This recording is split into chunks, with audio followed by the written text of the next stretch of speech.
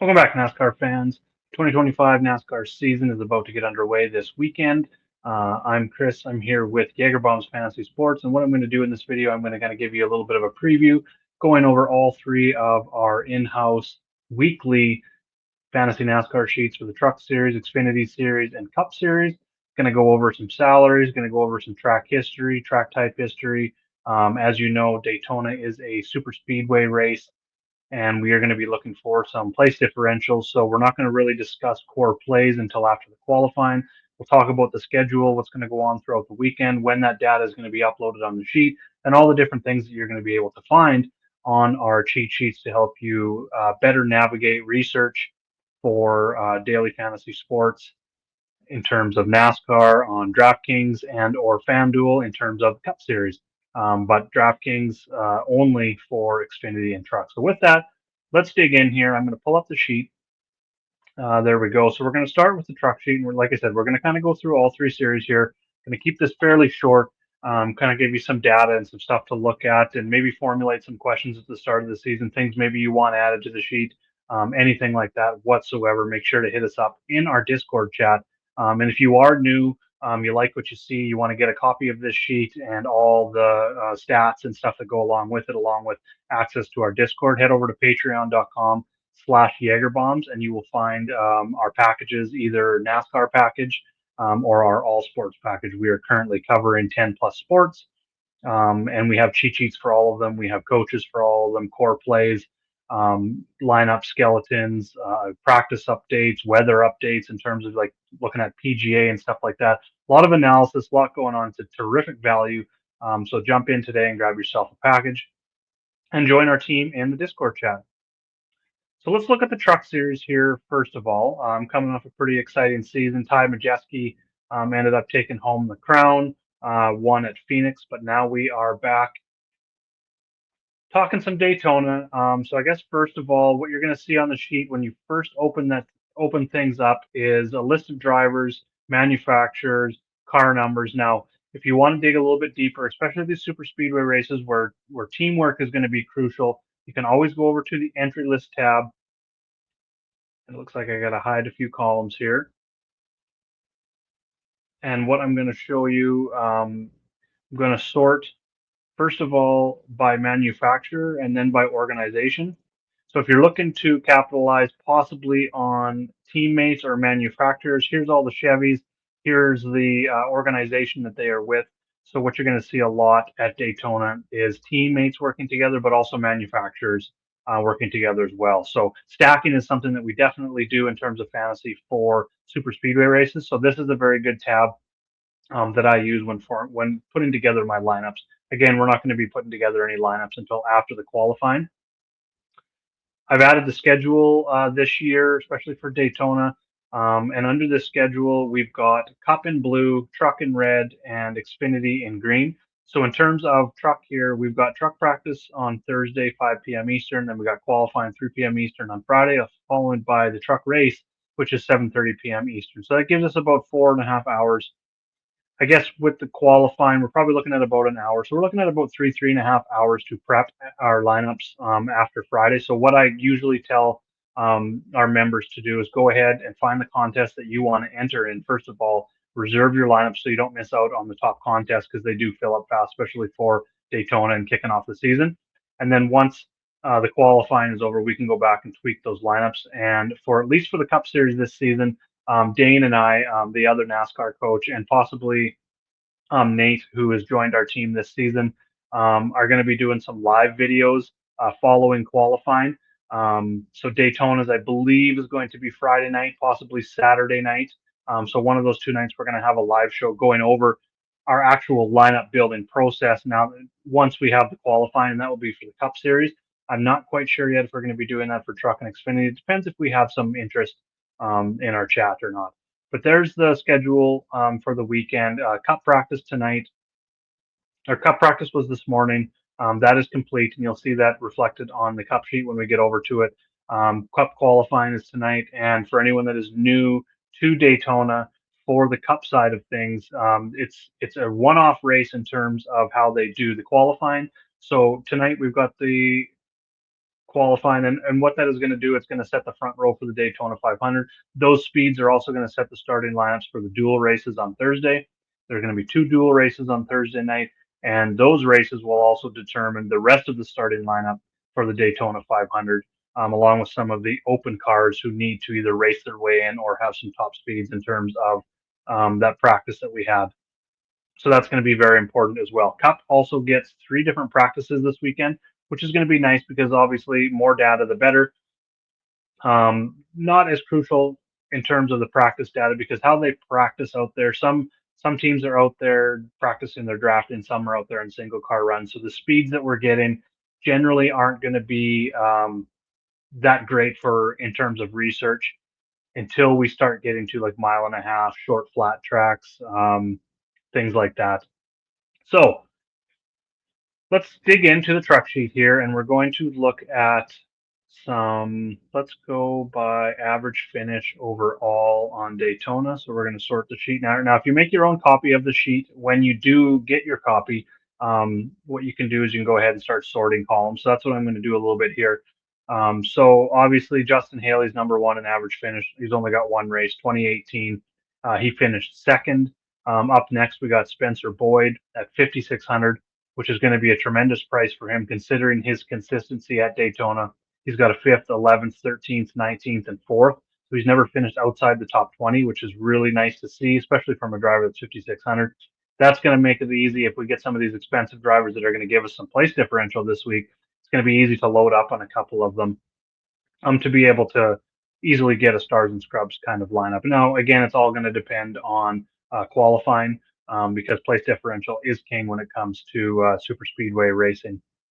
Grant Enfinger's next. He's got a win back in 2020, and he's also got some other top 10 finishes mixed in here. A couple poor finishes, but overall fairly consistent. He's 3rd in terms of average finish over the last 10 races. Josh Reaume has got a 19th and a 6th. He's up next. Bailey Curry, Timmy Hill, some more consistency in here at very cheap prices. Norm Bennett, it's been a while since he's been in the truck series, but 2 14th place finishes in 2015 and 2018. Corey Heim on the higher end, he's got back-to-back top 10s with a 3rd here last year. So look out for him and where he qualifies. Right now, he's number 1 in my model, pre-qualifying model. So that's one way to go ahead and look at that. You can sort by laps led, which we're not really looking for dominator points. Like I said, we're looking for let's just go ahead and look at DraftKings scoring and sort that column.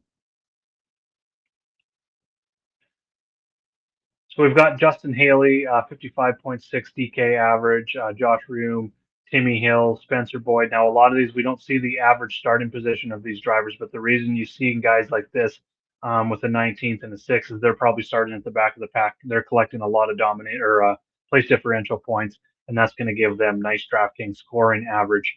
So that's another way to look at it. Now, we do on this circuit have multiple super speedways. We've now added. I know Atlanta is not a super speedway; it's an intermediate, but the track was configured back in 2022, higher banks and to another drafting track. So now I consider that three tracks that are similar in terms of what we're looking for place differential. So let's go ahead and we will finish of those drivers last year. Caruth is at the top in 3 races. He had 2 top 5s and top 10 in all 3 of those races. He's the only driver to finish top 10 in all 3 races. Joining him, Corey Heim and Tyler Ankrum were the only other 2 drivers to finish top 20 in all 3 of those super speedway races.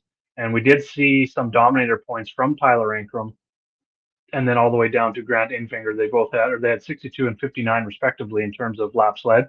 So we did get some dominator points out of those drivers. Grant Enfinger got a win. But outside of that win, it was pretty disappointing overall in terms of, his price point to how he performed on these tracks. Now, you're going to see a lot of drivers get some consistency at these tracks like we've seen over here and we talked about in terms of the track history. But it is a very high variance track. So that's why we're really looking for the place differential. And this is definitely a track where I'm not going to play single entry, where I'm going to want to play 10, 20 lineups and really mix in some of those potential place differential plays. Then you can go ahead and you can look at season form if you'd like here as well. for the Truck Series. You can sort by average finish, can sort by wins, you can sort by top fives. As you can see, Corey Heim dominated last year, 6 wins, 15 top fives, 19 top tens, and 23 races. That is just incredible consistency. Probably looking for him as the favorite to go ahead and win the Truck Series this year. And then you're probably going to be talking about, if we're predicting the final four this early in the season, I really do like those top four drivers in Heim, Enfinger, Caruth, and Ankrum. Um, as your top guys kind of going into next year. Lane Riggs could definitely sneak in. He showed some winning upside last year. Just wasn't as consistent as some of those other drivers. So we'll just have to watch for that to see if his consistency comes around in that O2 truck this year. Some other things that you can use for research on these sheets, and I'm not going to go over it on each truck, Xfinity, and Cup sheet, but we've got the track history on here. It's going to give you a little bit more data in terms of green flag passing, quality pass percentage, fast laps, which count, and then we calculate the DraftKings scoring. And then down here at the bottom, you can see like the correlation of start to finish, top tens from starting positions, and that sort of stuff. So you can definitely use that. We've got the track type history, which is just breaking down what we see on the main tab a little bit more. It's sorted by average finish, but then we can go ahead and we can look at all those three races or whatever the track type is that week, all those races that are in that sample size that are calculated on the sheet. Same with season form. This is all the information that you're going to see on the main tab, but then we can go back and we can look at all the races in 2024 and how each driver did, and you can sort all of these columns as well if you'd like. All right, we are going to move on to the Xfinity sheet now and have a look at the Xfinity series. Justin Allgaier broke through, won the championship last year, and he's the first one I'm going to talk about here. We're actually going to go ahead and we're going to sort here. We're going to look at some track history at Daytona. Harrison Burton, so it's been a while. It's been since 2021 since he's been in the Xfinity series here at Daytona, but he was extremely consistent, second, fifth, third, and ninth. So he shows up first with a 4.8 average finish. Ryan Truex won the second Daytona race, the summer race here last year, and he's got a 21st and a 12th. So he comes in at 11.3 average finish last 10 races. Jordan Anderson, 6th, 4th, 15th, and 22nd, which is really nice to see. Nice potential value there. Same with Parker Retzlaff. He crashed in the second Daytona race last year, but his other three races here were 3rd, 6th, and 4th. So really like that in terms of consistency and value. And then we get into some of the expensive drivers in terms of DraftKings salary. We look at Justin Allgaier, who's been very, very consistent at Daytona, 7th, 8th, 1st, 3rd, 13th, 5th, and 3rd over his last 7 races here. After, as you can see, he was very inconsistent from 22 races in 2020 and the first race in 2021. But after that, since then, he has been extremely consistent, and he leads in terms of average finish over the last 5 at a 6.4 average finish, which is tremendous considering the variance at these tracks. He knows how to stay out of trouble. Then we got Sheldon Creed. He finished 8th in the second race, and then right before that, he had 2 runner-ups at Daytona at the first race last year and then the second race in 2023. We've got Austin Hill, who's won here 3 times. He really likes winning here in the spring, has trouble in the summer. So if that trend continues, we're going to want to look to him possibly to get some dominator points. He's maybe a driver, and in terms of strategy, I'm looking at more in terms of the Cup Series where there's more laps, where we're looking for the place differential a little bit more in terms of the Cup Series. The Xfinity Series, we can possibly open up our player pool a little bit more in terms of when we see the starting positions, we can really narrow down and we can actually start like in terms of strategy. What I will do for Cup Series is try and get at least 2 to 3 drivers starting outside of 30th, and then another at least 2 drivers starting outside of 20th, and then I'm really narrowing down my player pool to drivers starting 15th or outside, and if anything, maybe only 1 driver starting 10th to 15th, and usually none inside the top 10. I just feel like you're giving up too much place differential and too much overall DraftKings point value in targeting guys starting inside the top 10. And we're going to go over that a little bit more on Friday or Saturday's live show once we have the qualifying, because I do have what's called the Fantasy Matrix. And what it does is it breaks down a driver's salary, where he's starting, possible place differential points. You can plug in some dominator points if you want, and they're into the calculation. And it's going to tell you for every finishing position at the end of the race how many DraftKings points he would actually get. And that's a very useful tool in finding out what the upside and the floor is on a lot of these drivers. So stay tuned. We're going to be going over that closer to race time on Friday or Saturday. Jeb Burton, right behind him. He's been consistent. He hasn't shown really a lot of upside since back in 2021, where he finished fourth in both of those races. Ryan Sieg, again, in that mid 7K range, mid to high 7K range.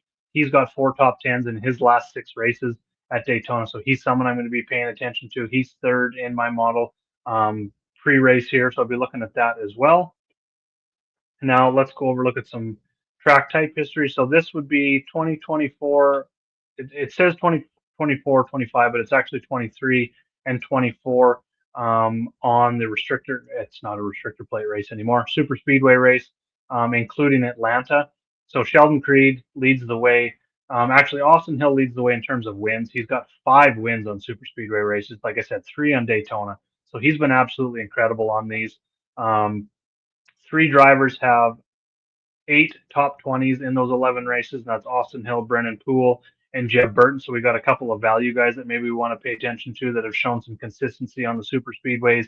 And then Sheldon Creed has been by far the most consistent. He doesn't have a win on the super speedway over the last 2 years, but he's got 5 top 5s, 7 top 10s, and an 8.2 average finish, which is tremendous. So that's how I'm kind of using the track type history to really narrow things down. But like I said, and I'll keep repeating, we really need to see what the starting lineups are going to be so we can start building our player pools out some lineups. Jumping over to the Cup Series now. Denny Hamlin up top, of course. He's won 3 Daytona 500s. And actually, if we're looking at statistics over all of the races over the years at Daytona, career races, there is 2 drivers, Denny Hamlin and Jimmy Johnson. They each have 3 wins at Daytona. Then we've got William Byron, Ricky Stenhouse, Austin Dillon, each have 2 wins at Daytona. Those are the only 5 drivers in the field that have multiple wins at Daytona. So keep that in mind as well. On the Cup sheet, I've also added pre-qualifying odds, and then once qualifying is done, I'm going to add post-qualifying odds. I'm going to try and do this every week. I'm trying to find a feed that'll come in and really cut down on the manual work that I have to do for that information. So stay tuned for that. But it's always nice to see more on the short tracks, more on the short flat tracks, and on the intermediate tracks where we'll see the pre-qualifying and the post-qualifying odds really help narrow down and find the drivers that you want in your player pool who could possibly do well, looking at Vegas information as well. So a lot of inconsistency in terms of Denny Hamlin. Like I said, he's got 3 wins at the Daytona 500, but over his last 7 races, he has not finished better than 14th, which was back in 2021. He's got in a couple wrecks, finished outside the top 15 quite a few times here. Like we did before, let's go ahead and look at some of the consistency over the last 10 races and look at the average finish leaders. Bubba Wallace, extremely consistent, came close to a win in 2022 at the Daytona 500, but he has 4 top 10s in his last 7 races, 5 top 10s in his last 10 races, last 9, I guess you could say. Worst finish was 20th at the 2023 Daytona 500, and only 4 times has he finished outside the top 10. So really consistent. 8,600 this week. So nice mid tier, depending on where he starts. He's going to be someone that we're going to want to consider in terms of our player pool.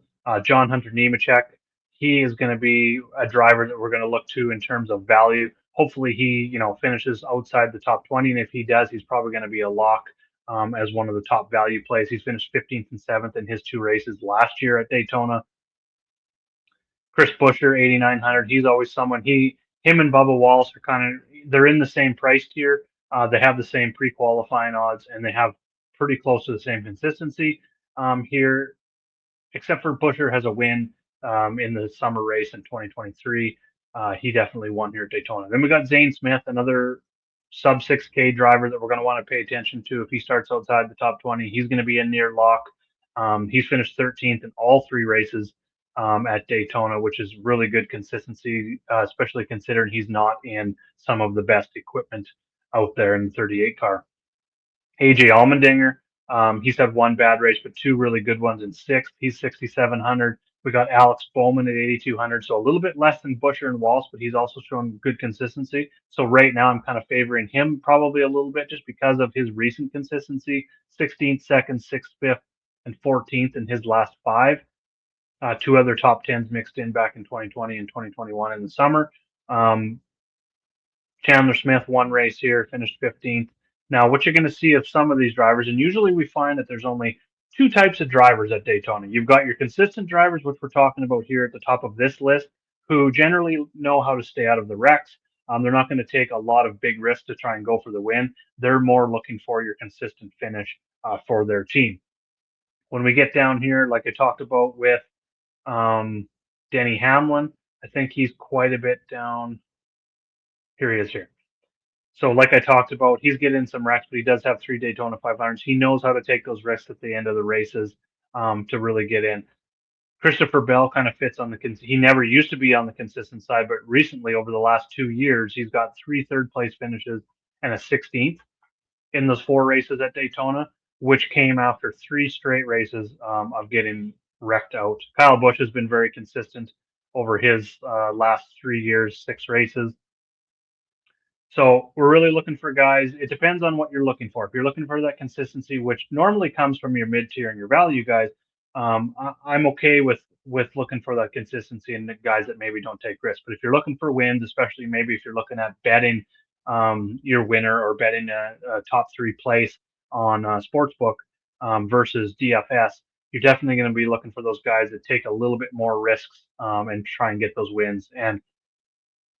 And what we see here in terms of a trend is a lot of the top drivers in the series fall into that risk-taking category, going for that win at the Daytona 500. All right, so let's go look at some track type history. Again, it's 23, 24, so it's the last 2 years. So right here at the top, we've got Kyle Busch, most consistent, 11.4 average finish. He's got one win, four top fives, seven top tens, and 10 top 20s. He's the only driver with 10 top 20s over the last 3 years on the, or 2 years on the super speedway races. William Byron, Ricky Stenhouse, Joey Logano, each have two wins on the super speedways over the last 2 years as well. Then we've got some consistency with Christopher Bell, Brad Keselowski, who are the only drivers with at least five top fives in those races.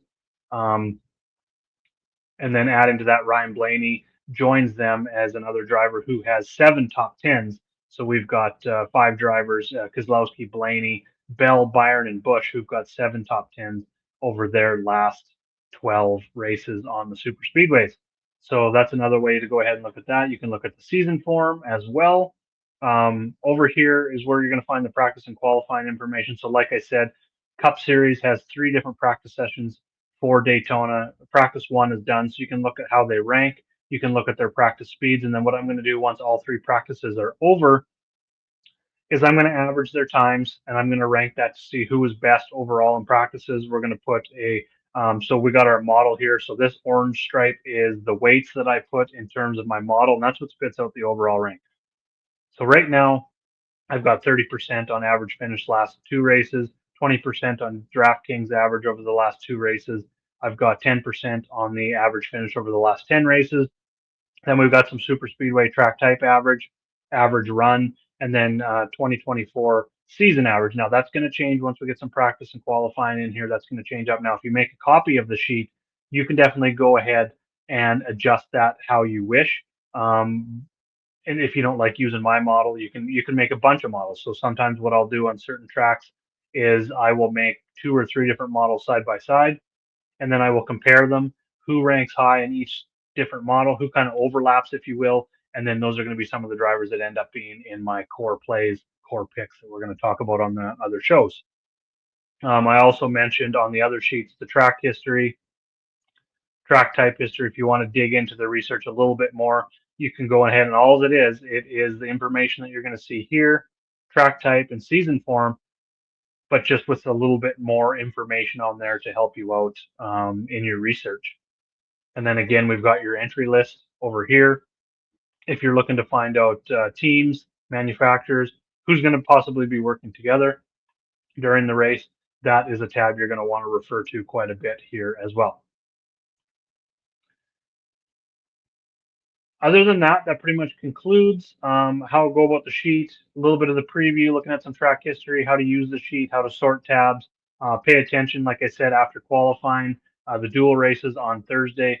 Dane and I are going to be doing a video looking at our core plays, looking at the matrix when we get that loaded, and it's going to be a live show. So please join us, tune in, ask all the questions that you want, and we're going to be trying to do those videos each and every week. If not, I'm going to be doing a preview video at least to preview the track, what we're going to be looking for on the track in terms of dominator, place differential, finish position, maybe talk about 5 or 6 drivers that are in our initial watch list before qualifying. So there's definitely going to be a preview show every week. There might also be a live show, probably going to be Saturday night. Sunday mornings don't tend to work for us anymore. I wish we could get back to that because that was a lot of fun back in the day. But we'll see how the season goes. Thanks for tuning in. And like I said, if you're looking to get a copy of this sheet and join us in the Discord, patreon.com/Jagerbombs, and grab your NASCAR package or all sports package today. Talk to you soon.